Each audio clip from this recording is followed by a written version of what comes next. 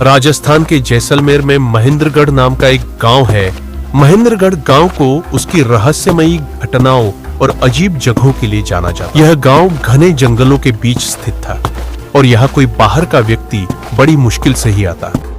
गांव से कुछ दूरी पर एक कालखंड कुंड नाम की झील थी, जिसके बारे में कहा जाता था कि वहां समय थम जाता है। लोग मानते थे कि जो भी इस झील के पास गया वह या तो कभी लौटकर नहीं आया या वापस आने पर उसका दिमाग विक्षिप्त हो गया। नंदिता, जो जैसलमेर की राजकुमारी थी, महेंद्रगढ़ की कहानी सुनी थी, इन कहानियों को लेकर उत्सुक थी। उसने गांव वालों से इन घटनाओं के बारे में पूछा, लेकिन सभी ने उसे चेतावनी दी कि वह कालखंड कुंड के करीब भी न जाए। लेकिन नंदिता को रहस्य सुलझाने का जुनून था। उसने ठान लिया कि वह झील तक जाएगी और सच का पता लगाएगी। रात के समय नंदिता अपनी टॉर्च और नोटबुक के साथ झील की ओर निकल पड़ी। रास्ता बेहद डरावना, जंगल में अजीब अजीब सी आवाजें आ रही थी। कालखंड झील काफी डरावनी और मायावी थी। जैसे जैसे वह झील के करीब पहुंची, उसे महसूस हुआ कि समय मानो धीमा पड़ गया है। उसकी घड़ी की सुई चलना बंद हो गई थी और आसपास का माहौल बेहद सन्नाटे में डूब गया। झील के किनारे पहुंचते ही उसे पानी में चमकता हुआ कुछ दिखाई दिया। वह थोड़ा करीब गई तो देखा कि झील के बीचों बीच एक अजीब सा द्वीप था। द्वीप पर एक प्राचीन पत्थर का मंदिर था, जिसे काई और लताओं ने ढक रखा था। मंदिर से एक हल्की सी नीली रोशनी निकल रही थी। नंदिता ने देखा कि झील के पानी में एक नाव तैर रही। बिना किसी और विकल्प के वह नाव में बैठ गई और मंदिर तक पहुंच गई। जैसे ही उसने मंदिर के दरवाजे पर कदम रखा, उसे लगा कि कोई अदृश्य शक्ति उसे अंदर खींच रही है। मंदिर के अंदर पहुंचते ही उसने देखा कि वहां एक विशाल पत्थर की वेदी थी। वेदी के ऊपर एक प्राचीन पुस्तक और एक चमचमाता क्रिस्टल रखा था। पुस्तक पर अजीब सी लिपि में कुछ लिखा था। उसने पुस्तक उठाई और पढ़ने की कोशिश की।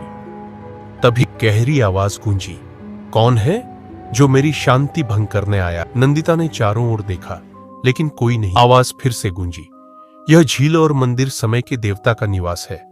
यहाँ की ऊर्जा को छूने की सजा भयंकर हो सकती है।" नंदिता ने हिम्मत कर जवाब दिया, "मैं यहाँ सिर्फ इस रहस्य का सच जानने आई हूं।"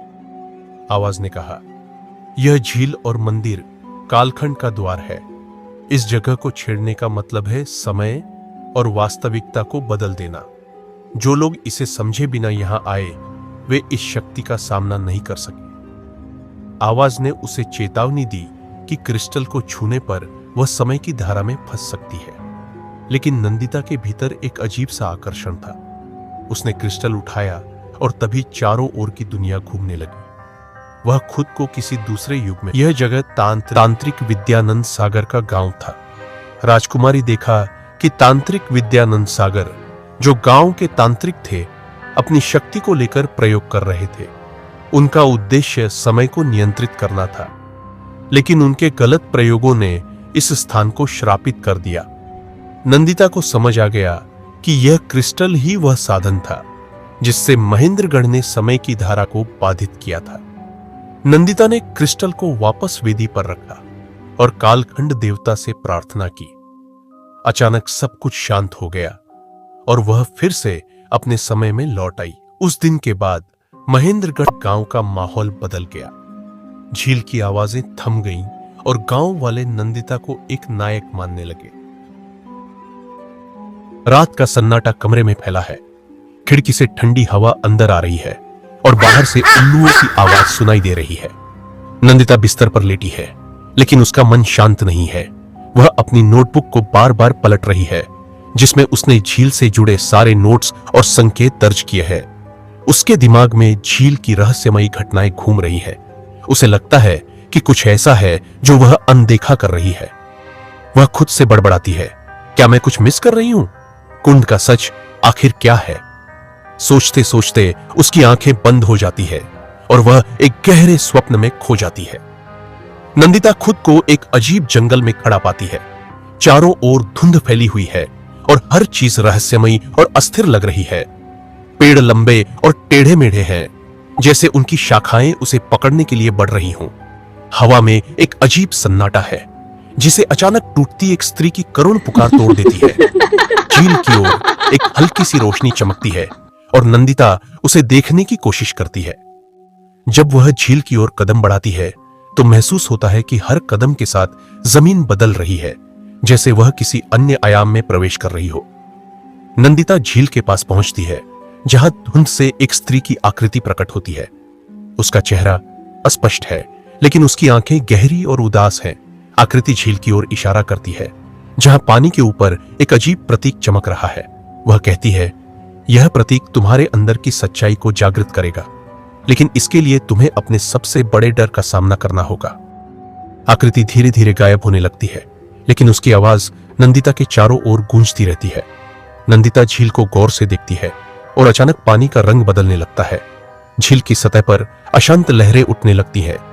पानी में उसे अपने अतीत की कुछ धुंधली झलकियां दिखाई देती है जो उसके अंदर छुपे डर को सामने लाने लगती है। एक विशाल लहर झील से उठती है जो उसे अपनी ओर खींचने लगती है। नंदिता अपने कदम हिलाने की कोशिश करती है लेकिन महसूस करती है कि वह जमी हुई है। लहरें उसे छूने ही वाली होती हैं कि नंदिता चीखते हुए जाग जाती है। उसका शरीर पसीने से भीगा हुआ है और उसका दिल तेजी से धड़क रहा है। कमरे में सब कुछ सामान्य है लेकिन सपने की हर छवि उसकी चेतना में ताजा है।